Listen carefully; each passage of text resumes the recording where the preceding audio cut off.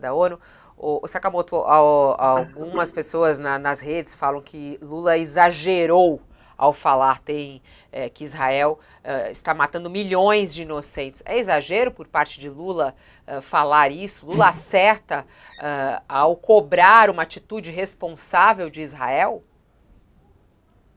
Ele não erra, ele acerta, né? Ele faz aquilo que deveria ter feito e deveria fazer qualquer governante minimamente responsável. Ele chama o que o Hamas fez pelo nome correto, que é terrorismo, e ao mesmo tempo ele deixa claro que o que Israel está cometendo é crime de guerra.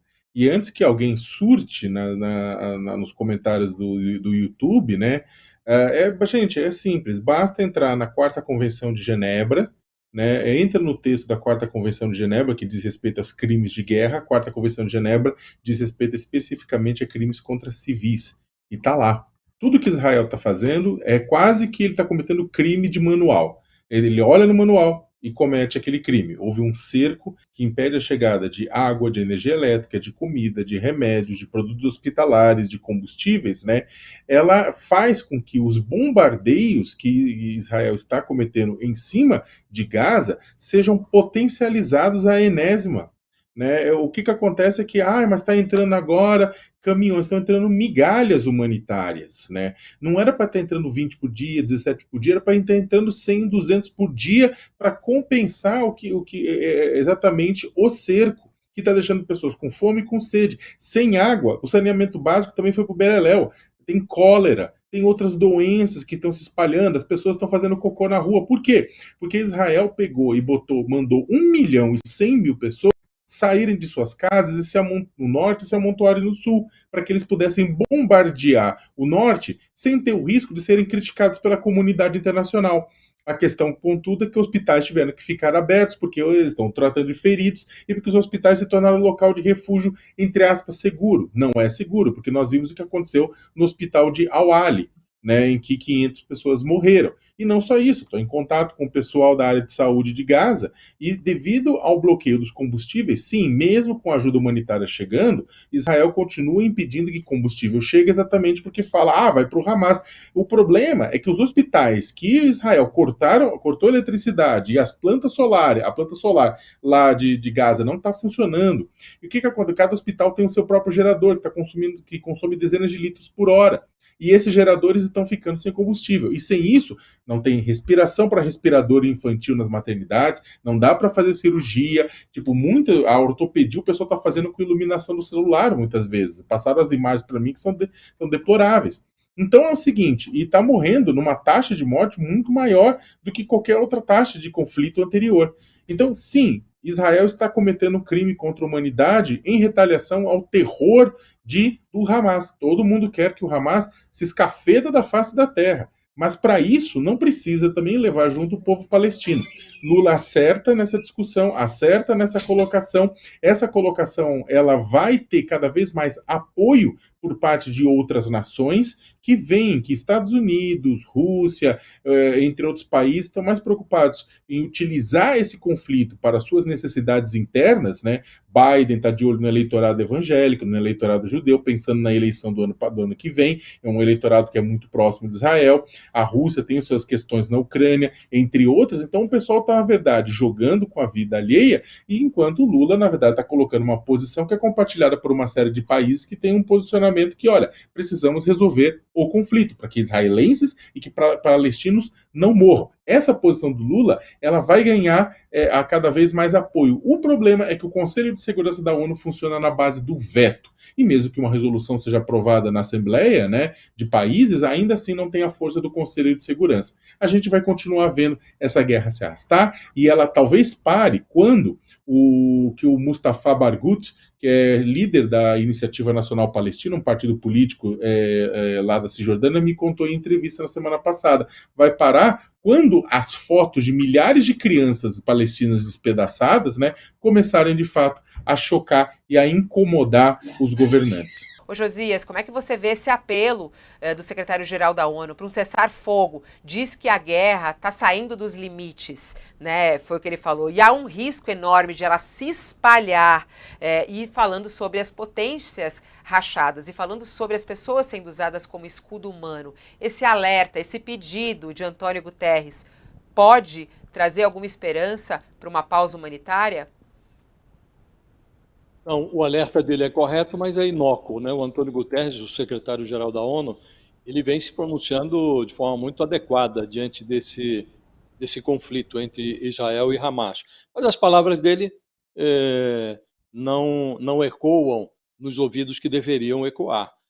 Estados Unidos fazem ouvidos moucos para as palavras do secretário-geral da ONU, Israel faz ouvidos moucos também. Do contrário, já teria sido aprovado na semana passada. Chegou-se a flexibilizar o texto que a representação diplomática do Brasil na ONU, no Conselho de Segurança, apresentou, um texto que falava em cessar-fogo humanitário, e por conta da resistência de Israel, dos Estados Unidos, flexibilizou-se o texto, em vez de cessar-fogo, porque Israel alegava com o apoio dos Estados Unidos, que se você fala em cessar-fogo, você está dizendo implicitamente que Israel não tem direito a uma resposta pelo ataque que sofreu dos terroristas. Isto é uma conversa fiada, porque a própria Carta da ONU reconhece o direito dos países de se defenderem. O direito à autodefesa está reconhecido na Carta da ONU. Então estava já assegurada a Israel a possibilidade de reagir contra o Hamas. Mas alegou-se que não poderia ter no texto da resolução essa expressão, cessar-fogo. Aí fez-se uma opção pela pausa humanitária. Saiu o cessar-fogo humanitário, entrou pausa humanitária. E qual foi a alegação da representante dos Estados Unidos no Conselho de Segurança da ONU? Parou de falar em cessar-fogo e disse, não, nós estamos presentes na região, era o dia em que estava lá o Joe Biden visitando o Netanyahu em Israel, e é preciso dar espaço para que a diplomacia funcione. O que é que está dizendo a representante dos Estados Unidos no Conselho de Segurança da ONU quando pronuncia uma frase como essa? Está dizendo que a diplomacia da ONU ou da comunidade internacional para os Estados Unidos, para Israel, não significa nada. A diplomacia que vale é a diplomacia da Casa Branca, com o seu grande aliado no Oriente Médio, que é Israel. Então, infelizmente, Fabíola, que nós estamos assistindo mais uma vez hoje, nessa nova reunião do Conselho de Segurança da ONU, é um espetáculo 100% feito de hipocrisia, de cinismo. Então, hoje vai a voto uma resolução, um texto de resolução sugerido pelos Estados Unidos. Muito provavelmente, esse texto será vetado pela representação da Rússia, da China, e os Estados Unidos poderão dizer ao mundo, olha, veja, não somos só nós que vetamos resoluções no Conselho de Segurança da ONU, também a Rússia está vetando. A Rússia agora está fazendo pose, ainda estava ontem o Vladimir Putin conversando com o Lula.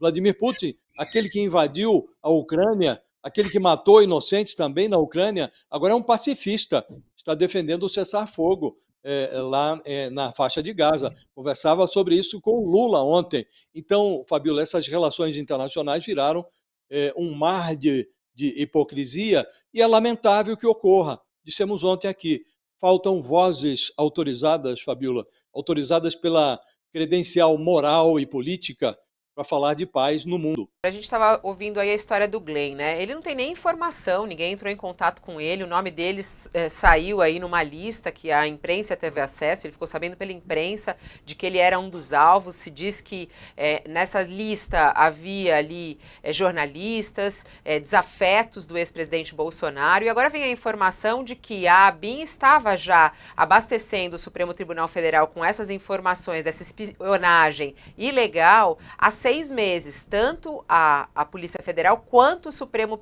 Tribunal Federal. Como que a gente pode entender isso? Onde está o erro nessa questão? Quem são os responsáveis por isso e como devem ser punidos, hein, professora?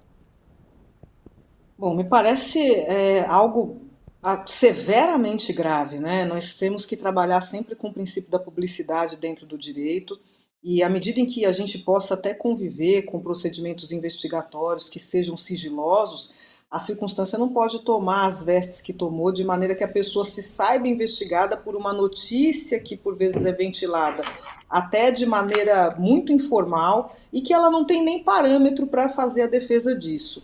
E, infelizmente, nós somos obrigados a reconhecer que num cenário anterior, até por aparentes medidas de ordem políticas, nós tivemos circunstanciais de investigações que sequer merecem receber essa nomenclatura.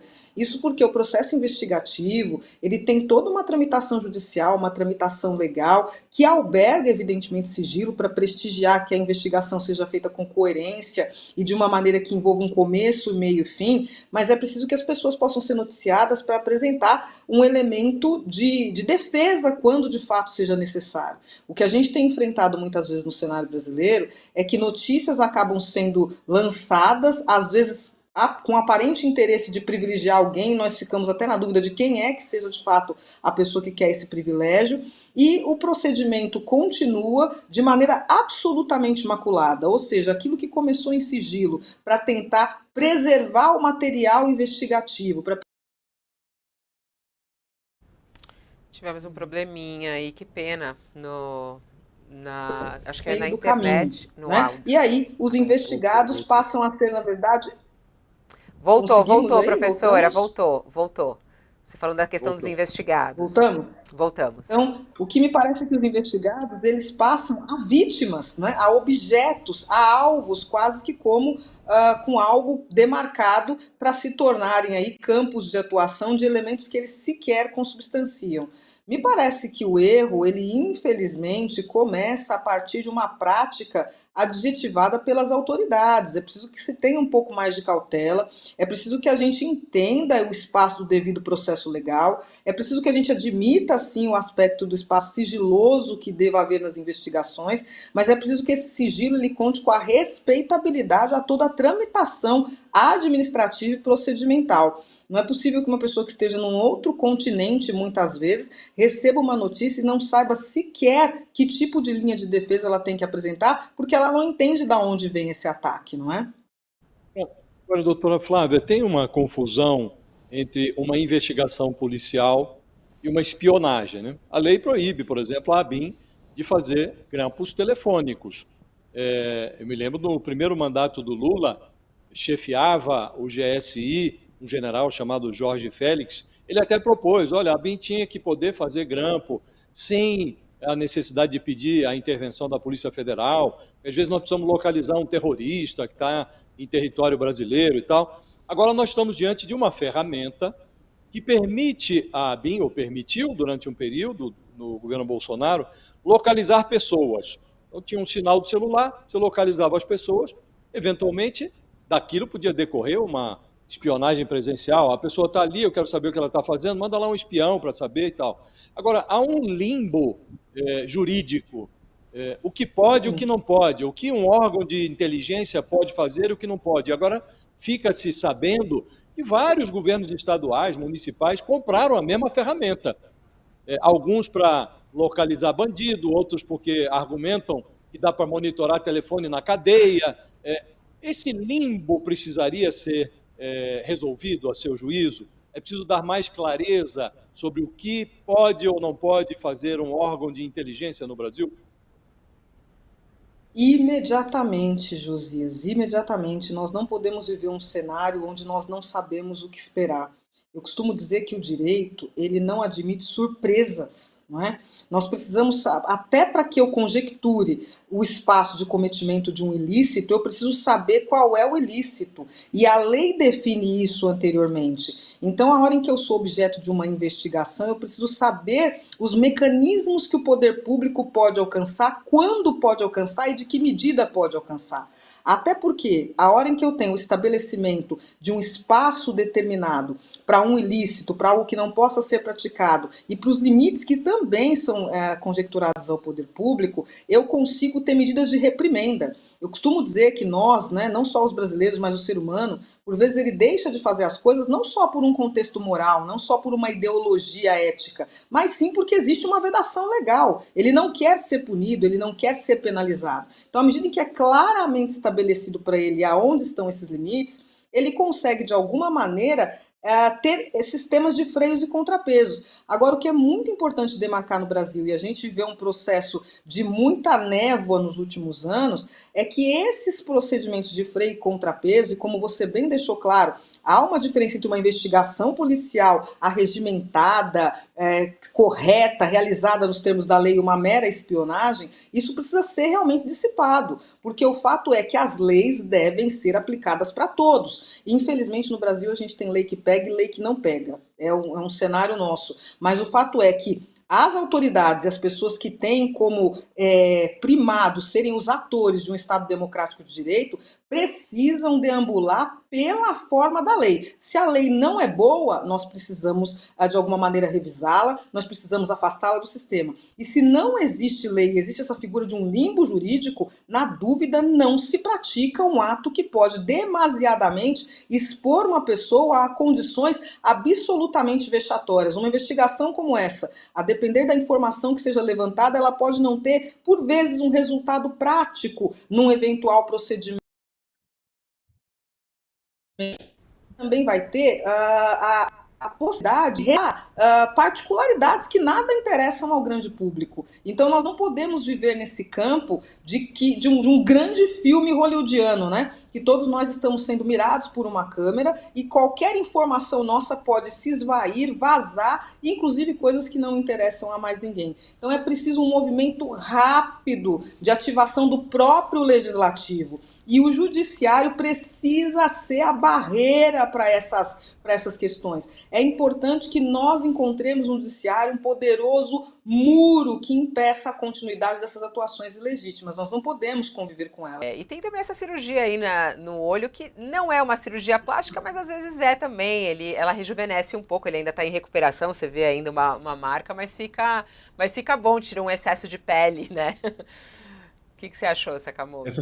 Inclusive essa cirurgia, não deixa de ser, é uma cirurgia, claro, para a saúde, mas a estética também, ela é muito semelhante àquela que o Fernando Henrique fez, né? Vamos lembrar, né? Acho que o Josias lembra assim, o Fernando Henrique lá em tempos idos, antes de se candidatar à presidência, ele tirou aquela, ou seja, deve ser uma marca. Chega um momento que os políticos começam a dar aquele tapa, né? Assim, e acaba ficando num tom mais jovial, né? Então acho que é engraçado. Ele e o Fernando Henrique podem depois trocar figurinhas sobre essa cirurgia. O entorno do Lula, né, comentou comigo no início dessa semana que nem eles sabiam que o Lula passava tanta dor na época da campanha eleitoral, né?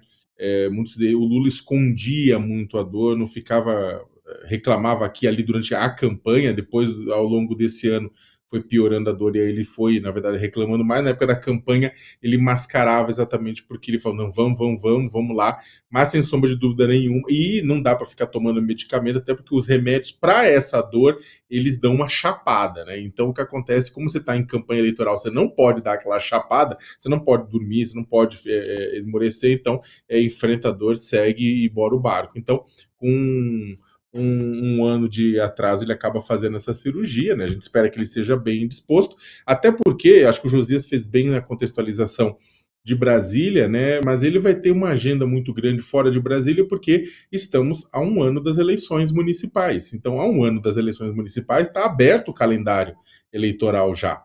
Né, o calendário não vai abrir no ano que vem com a inscrição da chapa, já está aberto o calendário eleitoral. Em São Paulo já está pegando fogo. Né, você tem o candidato do Lula, que é o Guilherme Boulos, né, e o PT mesmo já fez a declaração pública de que vai estar na campanha, vai indicar o vice, na verdade, a vice, né, deve ser uma mulher. E, enquanto isso, do outro lado, Ricardo Nunes, né, que quer o apoio do Bolsonaro, mas não quer o Bolsonaro tão próximo, ou seja, ele quer ele quer o voto do Bolsonaro, mas ele não quer, né, os BOs que acompanham o Bolsonaro, né? Então, o Lula vai ter que... E há uma discussão a respeito da força do Lula em São Paulo, né? Isso fez com que ele e Haddad tivessem a mesma votação e vencessem na capital paulista. Então, o Boulos acredita que exatamente que esse voto voto, esse a mais do que ele já teve na eleição passada, quando ele foi para o segundo turno com o Bruno Covas, vai vir exatamente desse apoio do Lula, e, é claro, desde que a economia esteja bem, né, desde que o emprego continue sendo gerado, inflação controlada e juros controlados. Ao mesmo isso vale para outras capitais e outras cidades. Quando o Lula fala que ele vai bater perna, ele vai bater perna já pensando em 2024, pensando na eleição em 2024. E aí tem um monte de gente que está cobrando a presença do Lula nas bases exatamente para fortalecer isso. Não só nomes do PT ou nomes da coligação que elegeu Lula, PDT, PSB, né, etc., mas tem nomes, inclusive, do Centrão, né, de partidos do Centrão que foram para a base do Lula, como republicanos, como o PP no Nordeste, o Lula é muito forte, né, que querem exatamente o Lula visitando as cidades, né, rodando o Brasil já para fortalecer essa imagem junto aos políticos, a esses políticos, aos candidatos, né, da base do governo, a fim de pensar já em 2024. Então, para o Lula ter resolvido o problema na cabeça do fêmur, ter resolvido a artrose, né, dar um gás novo exatamente para preparar esse período eleitoral. Qual